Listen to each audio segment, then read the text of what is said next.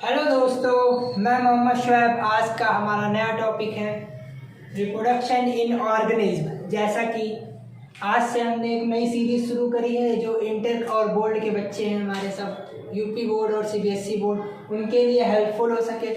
मैं यहाँ पे पूरी इंटर का शॉर्ट रिवीजन कराने वाला हूँ।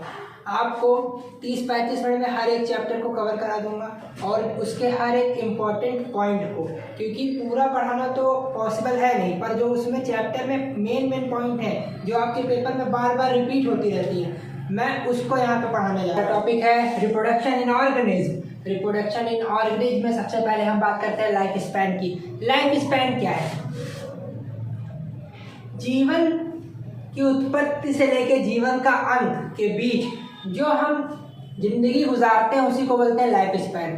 दूसरी भाषा में बोलते हैं कि कोई ऑर्गेनिज्म पैदा होता है और उसकी नेचुरल डेथ जब तक नहीं होती, तो पैदा होने से नेचुरल डेथ के बीच का जो टाइम होता है उसको बोलते हैं लाइफ स्पैन। अब बात करते हैं, लाइफ स्पैन किसी के साइज पर डिपेंड नहीं करता है। ये कुछ नहीं होता कि कोई छोटा है तो वो जल्दी मर जाएगा, कोई बड़ा है तो वो देर में मरेगा। पैरेट और क्रो की बात करते हैं। फॉर एग्जांपल, पैरेट की लाइफ 140 साल होती है, जबकि क्रो की 15 ईयर होती है। पीपल ट्री जो होता है वो 1500 साल तक जीता है, जबकि मैंगो ट्री 200 साल में मर जाता है। ये 200 साल है। अब बात करते हैं, कोई भी अमर नहीं except single cell organism. Single cell organism क्या है? अमीबा। ये अमर है, बाकी कोई अमर नहीं है। जो जिसकी ऑरिजिन हुई है उसका एंड भी है, मतलब जो उसका जन्म हुआ है उसकी मृत्यु भी होती है। अब हम बात करते हैं व्हाट इज रिप्रोडक्शन। रिप्रोडक्शन क्या है? रिप्रोडक्शन एक बायोलॉजिकल प्रोसेस है। अब इसमें क्या है, एक ऑर्गेनिज्म होता है, वो अपने ही जैसा एक दूसरी अपनी संतान उत्पन्न करता है। किसके थ्रू? रिप्रोडक्शन के थ्रू। इसका फायदा क्या है? इसका ये फायदा है कि generation after generation continuity maintain रहती है। जैसे बात करते हैं परदादा से दादा, दादा से पापा, पापा से लड़का, लड़का से उनके लड़के, ये जो कंटिन्यूटी बनी रहती है ये रिप्रोडक्शन के थ्रू ही बनी रहती है। अब बात करते हैं रिप्रोडक्शन के टाइप। तो बेसिकली 2 टाइप के रिप्रोडक्शन होते हैं। एक होता है एसेक्सुअल, दूसरा होता है सेक्सुअल रिप्रोडक्शन। इतना जो हमने पढ़ा है ये बेसिकली हमारे बहुत ज्यादा काम का नहीं, पर ये बोर्ड के लिए बहुत इंपॉर्टेंट है। Asexual reproduction and sexual reproduction, ये खाली आपको थोड़ा नॉलेज के लिए था, ये बहुत इंपॉर्टेंट है। आपके बोर्ड में जो मेन क्वेश्चन आएगा वो यही आएगा कि difference between asexual reproduction and sexual reproduction. Hindi में लिख के आएगा, अंतर बताइए लैंगिक जनन और अलैंगिक जनन। एसेक्सुअल रिप्रोडक्शन को बोलते हैं अलैंगिक जनन और सेक्सुअल रिप्रोडक्शन को बोलते हैं लैंगिक जनन। तो एसेक्सुअल रिप्रोडक्शन क्या होता है? इसमें एसेक्सुअल रिप्रोडक्शन की पहले हम बात करेंगे। इसमें एक पेरेंट होता है, वो ही अपने समान अपनी ही जैसी एक संतान उत्पन्न करता है, उसको बोलते हैं अलैंगिक जनन, एसेक्सुअल रिप्रोडक्शन। इसमें क्या होगा, गैमेट का फॉर्मेशन नहीं होता। जब गैमेट नहीं हो भी सकता है, नहीं भी हो सकता, पर ज्यादातर केसों में नहीं होता है। जब गैमेट नहीं बनेगा तो जाइगोट नहीं बनेगा, तो इसमें जाइगोट भी नहीं होता है।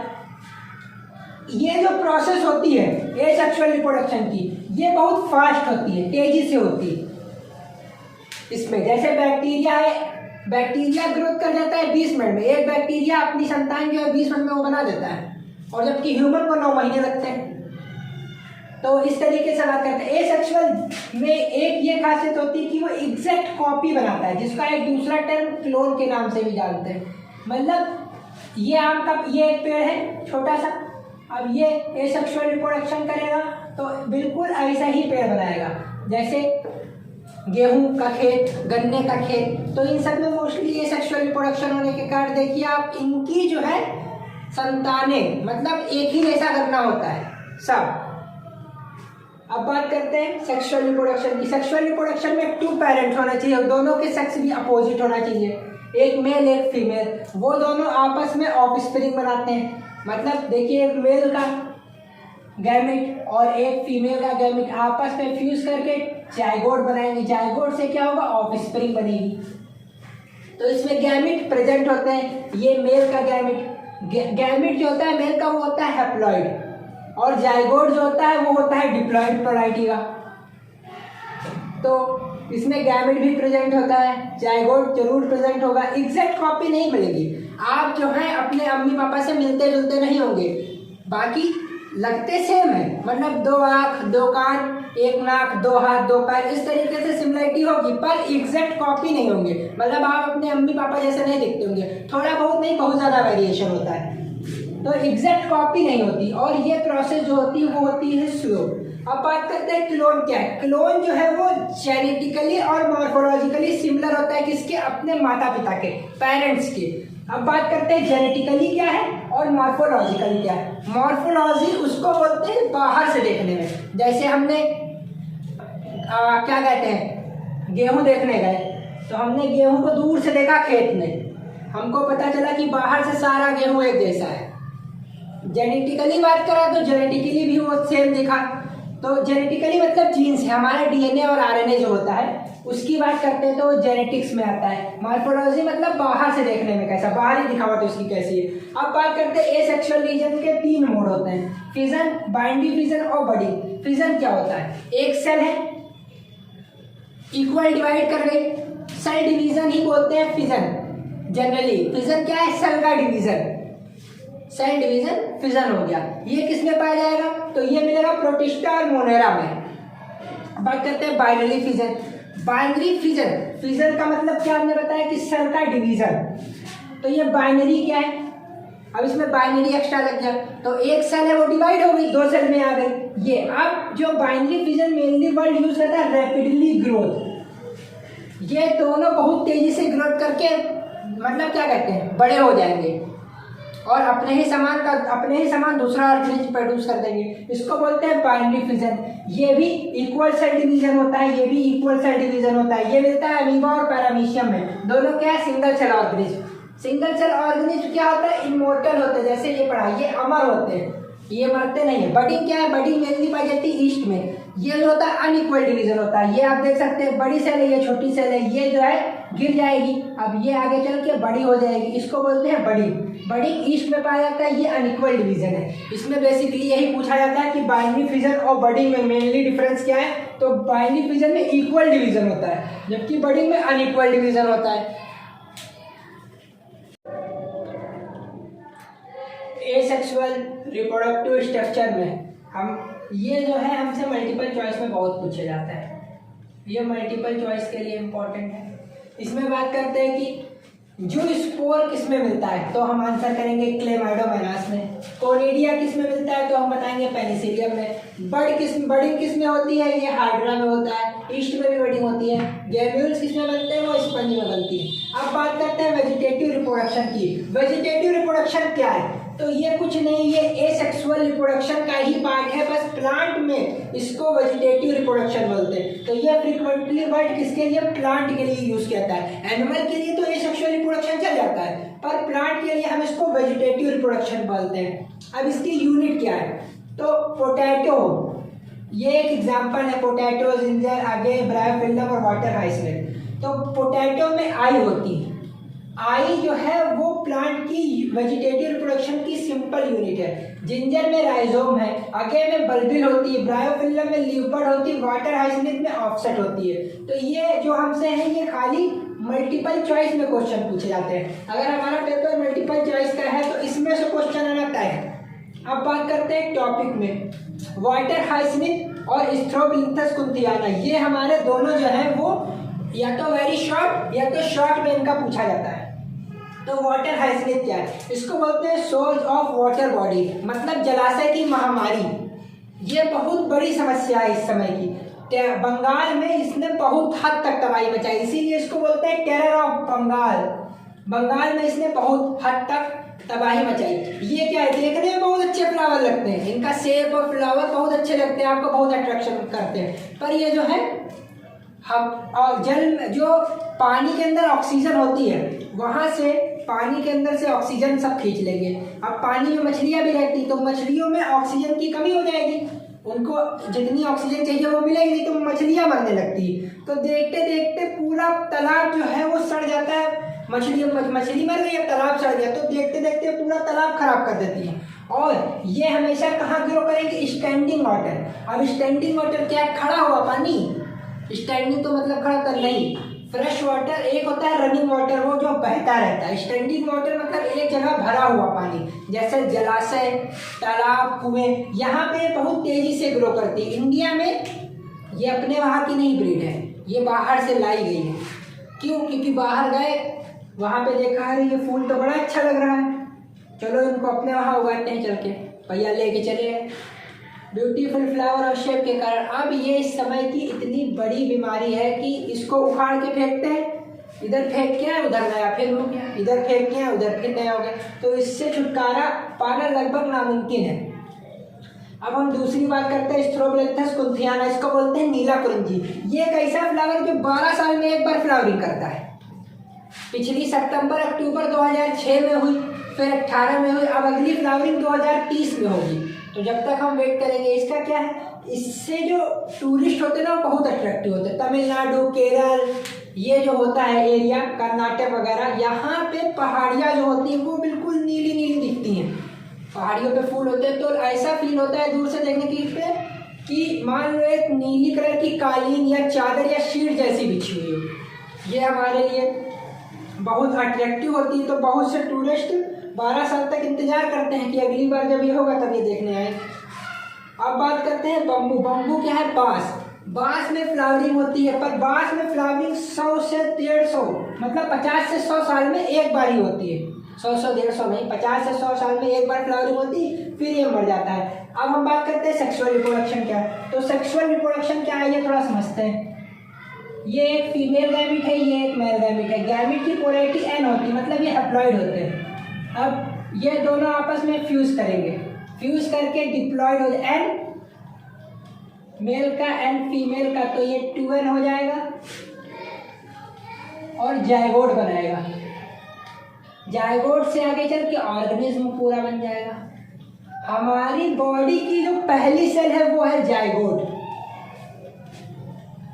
क्योंकि गैमेट तो है ये तो अम्मी और पापा से मिले, मदर और फादर का है, पर हमारे बॉडी की फर्स्ट सेल जो है वो है जायगोट। ये बहुत ज़्यादा पूछा जाता है क्वेश्चन, आप इस पर थोड़ा ध्यान दें। सेक्सुअल रिप्रोडक्शन का यही है मेन। सेक्सुअल रिप्रोडक्शन क्या है? मेल और फीमेल का गैमेट्स आके फ्यूज करेंगे, जायगोट बनेगा, जायगोट डेवलप करके पूरा ऑर्गेनिज्म बना देता है। यही होता है सेक्सुअल रिप्रोडक्शन की बात कर देते हैं अपन। अब अगर हम बात करेंगे सेक्सुअल रिप्रोडक्शन में, तो एसेक्सुअल की तुलना में ये जो होता है ये स्लो होगा, इलेबरेट होगा और कॉम्प्लेक्स प्रोसेस है। इसमें टाइम ज़्यादा लगता है और ये बहुत जटिल संरचना होती है। मतलब सिंपल नहीं जैसे एसेक्सुअल में होता है बैक्टीरिया 20 मिनट में रेप्लिकेट कर गया, ऐसा कुछ नहीं होता है। अब इसमें क्या है, इन दोनों में ये पेरेंट है, ये ऑफस्प्रिंग बना अपना। अब देखते हैं पेरेंट और ऑफस्प्रिंग में क्या डिफरेंस है। पेरेंट जो है मॉर्फोलॉजिकली डिफरेंट होगा, ऑफस्प्रिंग से पेरेंट मॉर्फोलॉजिकली अलग होगा, मतलब देखने बाहरी दिखावट में एक जैसा नहीं होगा। जेनेटिकली सेम होगा, कुछ हद तक ऐसा नहीं है कि मतलब सारे जीन इधर ही आ गए। जेनेटिकली जो होता है वो भी आपका डिफरेंट होगा, फिजियोलॉजिकली भी क्या होगा, डिफरेंट होगा। बट जितने भी मोड होंगे सब डिफरेंट है, बट एक रिप्रोडक्टिव मोड होगा, रिप्रोडक्टिव मोड वो सेम होगा।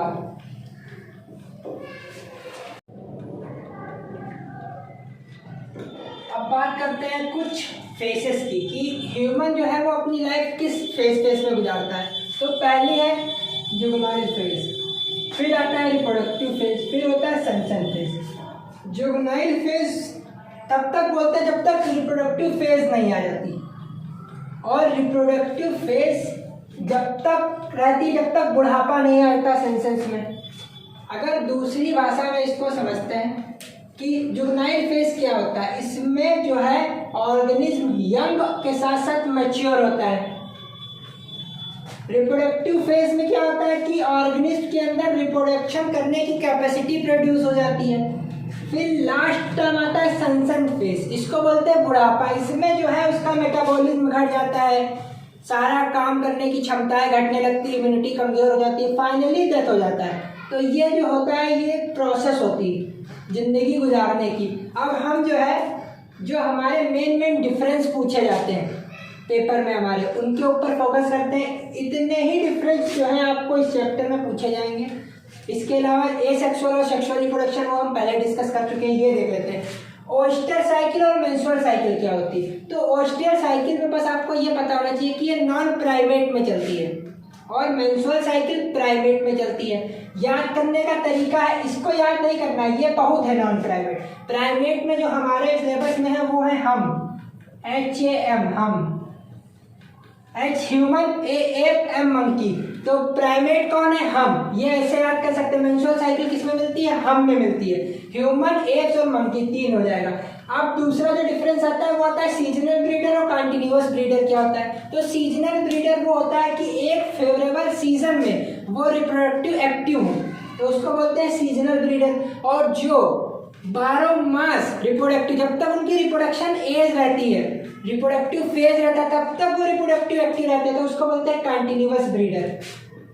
ये हो गया। अब बात करते हैं होमोगैमेट और हेटेरोगैमेट क्या होता है। तो होमोगैमेट वो होते हैं कि दोनों गैमेट, एक मेल से आया एक फीमेल से आया, दोनों गैमेट एक जैसे हों, दोनों में कोई डिफरेंशिएट ना कर पाओ, तो वो होमोगैमेट होता है। और हेटेरोगैमेट वो होता है जो आसानी से डिफरेंशिएट हो जाता है। होमो मतलब ही होता है सेम, ये दोनों आप देख रहे होंगे बिल्कुल सेम है, इसमें डिफरेंशिएट नहीं कर सकते कौन मेल का है कौन फीमेल का है। पर हेटेरो मतलब होता है डिफरेंट, इसमें आप देख सकते हैं एक मेल का होगा एक फीमेल का होगा, मतलब ये नहीं कि यही मेल का होगा यही फीमेल का, दोनों में से कुछ भी हो सकता है, पर आप देख के पहचान सकते हैं, तो इसमें डिफरेंशिएट पॉसिबल है। होमोगैमेट कंडीशन सम एल्गी, कुछ एल्गी में मिलती है, जबकि मेजॉरिटी में जो होता है वो हेटेरोगैमेट मिलता है। मेजॉरिटी रिप्रोडक्शन ऑर्गेनिज्म, हमारे ह्यूमन की भी बात कर लेते हैं तो उसमें भी जो है हेटेरोगैमेटी पाई जाती है। अब बात करते हैं बाइसेक्सुअल प्लांट और यूनिसेक्सुअल क्या होता है। बाइसेक्सुअल, बाई मतलब दो, सेक्सुअल मतलब सेक्स, दो सेक्स एक ही प्लांट पे अगर एग्जिस्ट करते हैं तो बाइसेक्सुअल होते हैं। सेम प्लांट, ये फीमेल गैमेट और मेल गैमेट अगर दोनों एक ही प्लांट में मिलते हैं तो बाइसेक्सुअल प्लांट कहते हैं। बाई मतलब दो, याद करने का तरीका मैं बता रहा हूँ आपको। बाई मतलब दो, सेक्स मतलब एक, बाई गैमेट हो गया दो गैमेट एक प्लांट, सेम प्लांट। यूनिसेक्सुअल मतलब एक गैमेट एक प्लांट, डिफरेंट प्लांट पे, मतलब मेल एक ये प्लांट है इसमें मेल गैमेट रहेगा, एक ये फीमेल गैमेट रहेगा दूसरे प्लांट पे, इसमें क्या होगा यहीं पे मेल हो जाएगा यहाँ पे फीमेल हो जाएगा। तो इस तरीके से बाइसेक्सुअल प्लांट और यूनिसेक्सुअल प्लांट को हम डिफाइन कर सकते हैं। इसी तरीके से बाइसेक्सुअल और यूनिसेक्सुअल एनिमल की बात करते हैं। बाइसेक्सुअल क्या, दो सेक्स एक ही बॉडी में हो, जैसे हमारा टेपवर्म हो गया, अर्थवर्म हो गया, लीच हो गया, स्पंज हो गया, इसकी एक ही बॉडी में। अर्थवर्म की बात करते हैं, कछुआ आप सबने देखा होगा, बारिश का मौसम है इधर उधर जाएंगे खेत वेत में तो कछुए निकला करते हैं, तो उसमें मेल और फीमेल एक ही बॉडी में होती है। जबकि कॉकरोच आपने देखा होगा तो उसमें मेल बॉडी अलग होती है, मेल कॉकरोच अलग होता है, फीमेल कॉकरोच अलग होता है। तो इसको बाइसेक्सुअल एनिमल, यूनिसेक्सुअल एक ही है कॉकरोच, हमारे सिलेबस में है तो बहुत सारे पर हम याद कर लेते हैं, एक ही है कॉकरोच। बाइसेक्सुअल याद करने की ट्रिक है टेल्स, TELS, टेल्स। तो T tapeworm, E earthworm, L leech, S sperm. अब हम बात करते हैं होमोथैलिक और हेटेरोथैलिक। आप ये इतने टर्म है, इन सब का मतलब एक ही होता है, ये bisexual, unisexual, monoecious, dioecious, homothallic, heterothallic, ये क्यों पढ़ रहे हैं, ये अलग अलग टर्म के लिए। एल्गी के लिए क्या यूज होता है, जैसे होमोगैमेट, हेटेरोगैमेट, ये जनरली एल्गी के लिए हमने पढ़ लिया। बाइसेक्सुअल प्लांट, ये प्लांट के लिए हो गया, बाइसेक्सुअल टर्म, यूनिसेक्सुअल टर्म हम लोग प्लांट और एनिमल के लिए यूज करते हैं। होमोटैलिक और हेटेरोटैलिक बेसिकली फंजाई के लिए करते हैं। अब होमोटैलिक क्या है, होमोटैलिक मतलब होता है बाइसेक्सुअल, बाइसेक्सुअल सेम प्लांट तो गैमेट हो गया बाइसेक्सुअल। बाइसेक्सुअल का अनदर नाम होता है मोनोइशियस। और यूनिसेक्सुअल क्या है, एक सेक्स एक गैमेट, मतलब एक प्लांट के ऊपर एक ही सेक्स पाया जाएगा तो वो यूनिसेक्सुअल हो जाएगा। इस कंडीशन को डाइशियस भी बोलते हैं। अब बात करते हैं हैप्लॉइड पैरेंट और डिप्लॉइड पैरेंट क्या होता है। पहली बात तो हैप्लॉइड क्या, ये पोलाइडी है, इससे पता चलता है हमारा जो है ऑर्गेनिज्म वो हैप्लॉइड है या डिप्लॉइड है। हैप्लॉइड को हिंदी में बोलते हैं अगुणित और डिप्लॉइड को बोलते हैं द्विगुणित। तो ये होता है, इसको N से डिनोट करते हैं, इसको 12 से डिनोट करते हैं। अब हम इससे पहले बात करते हैं माइटोसिस और मियोसिस की। माइटोसिस क्या होती है? ये कोई हमारा एन है और एन ही रहा, सेल डिवाइड के बाद पोलैरिटी हमारी चेंज नहीं हुई, इस प्रोसेस को बोलते हैं माइटोसिस। ये हमारा 12 है, आगे चल के एन हो गया, इस प्रोसेस को बोलते हैं मियोसिस। तो माइटोसिस कौन करेगा? जो हैप्लॉइड पोलैरिटी रखते हैं। अब हैप्लॉइड पोलैरिटी कौन रखता है? तो याद कर लीजिए, मोनेरा, फंजाई, एल्गी, ब्रायो, टेरी। उसके बाद जो है पहले एक पूरा सीरीज देख लीजिए, फिर आपको याद करने में आसानी हो जाएगी। First one is monera, fungi, algae, bryo, pterido, gymno, angio और फिर फाइनली हमारा ह्यूमन आ जाएगा। तो जो ब्रायोफाइट है, ब्रायोफाइट से पहले तक सब हैप्लॉइड है, उसके बाद वाले ए टू जेड डिप्लॉइड पोलैरिटी में आएगा। अब हम बात करते हैं कि एक गैमेट से लेके हमारी बॉडी कैसे बनती है। तो उसके लिए हम सबसे पहले देखेंगे गैमेटोजेनेसिस। गैमेटोजेनेसिस का मतलब होता है फॉर्मेशन ऑफ गैमेट। हमारी बॉडी में गैमेट का फॉर्मेशन बोलते हैं गैमेटोजेनेसिस। अब हमारे पास गैमेट बन गए, बॉडी में आ गए, ठीक है। अब उनका ट्रांसफर देखते हैं कैसे होगा। तो गैमेट को ट्रांसफर करने के लिए दूसरी प्रोसेस है गैमेट ट्रांसफर। गैमेट ट्रांसफर के लिए जो बात होती है मेल गैमेट और फीमेल गैमेट में, ज्यादातर मेल गैमेट मोटाइल होता है, फीमेल गैमेट नॉन मोटाइल होता है। मेल गैमेट को जाना पड़ता है फीमेल गैमेट के पास फर्टिलाइजेशन के लिए, फर्टिलाइज होने के लिए। तो मेल गैमेट कैसे जाएगा? मोस्टली वो वाटर के थ्रू जाता है, इसके कारण मेल गैमेट का बहुत लॉस भी होता है। तो मेल गैमेट जो है बहुत ज्यादा अमाउंट में भी बनाया जाता है। मेल गैमेट फीमेल गैमेट के पास गया, किसमें होता है? पहला एल्गी, दूसरा ब्रायोफाइट, तीसरा टेरिडोफाइट। अब मेल गैमेट फीमेल गैमेट के पास पहुंच गया तो फिर होगा फर्टिलाइजेशन। फर्टिलाइजेशन की प्रोसेस बोलते हैं fusion of gamete is called fertilization. Male आ गया, फीमेल आ गया, दोनों फ्यूज करेंगे, फर्टिलाइजेशन हो जाएगा gamete. Fusion of gamete, fertilization, process को बोलते हैं सिनगैमी। गैमेट क्या होता है? गैमेट की पोलैरिटी होती है, जो गैमेट होता है इसकी पोलैरिटी होती है एन। जाइगोट जो बनता है वो होता है 12। तो दोनों गैमेट फ्यूज करके जाइगोट, फर्टिलाइजेशन में फॉर्मेशन होगा जाइगोट का। जाइगोट क्या है? हमारे शरीर की पहली सेल। हम इतने बड़े हो गए हैं, अगर कोई हमसे पूछ ले कि तुम्हारे शरीर की सबसे पहली सेल कौन सी बनी, तो वो जाइगोट बनी, क्योंकि गैमेट तो है वो माता और पिता से आते हैं, मदर एंड फादर से ट्रांसफर होके आएंगे। अब बात करते हैं गैमेट। जाइगोट से आगे चल के क्या बनता है? एम्ब्रियो। जाइगोट से एम्ब्रियो बनना एम्ब्रियोजेनेसिस कहलाता है। इसमें क्या होता है? जाइगोट में दो चीजें होती है, एक तो सेल डिवीजन होगा, दूसरा सेल डिफरेंशिएशन होगा। सेल डिवीजन क्यों होता है? सेल डिवीजन होने से अमाउंट ऑफ सेल बढ़ जाता है। जैसे हमारे शरीर में 10⁻14 सेल है, मतलब ट्रिलियन, मिलियन, ट्रिलियन सेल्स हैं। तो ये किसके थ्रू है? सेल डिवीजन के थ्रू। सेल डिफरेंशिएशन क्या होता है? हमारी बॉडी में टिश्यू, सेल से क्या बना? टिश्यू, टिश्यू से क्या बना? ऑर्गन, ऑर्गन से क्या बना? ऑर्गन सिस्टम, ऑर्गन सिस्टम से बॉडी। तो टिश्यू और ऑर्गन का फॉर्मेशन कहाँ से हुआ? वो सेल डिफरेंशिएशन से होता है। किसके अंदर हुआ? ये सब जाइगोट के अंदर होता है अपना। अब हम बात करते हैं पार्थेनोजेनेसिस की। क्या है पार्थेनोजेनेसिस?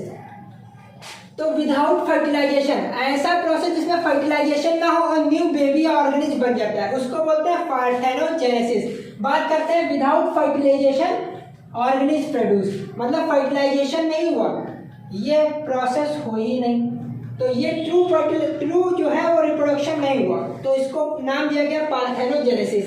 ये एक एक्सेप्शन है। अब बात करते हैं दो तरीके का वो फर्टिलाइजेशन होता है, एक एक्सटर्नल, दूसरा इंटरनल। एक्सटर्नल फर्टिलाइजेशन क्या होता है? जो बॉडी के बाहर की तरफ हो।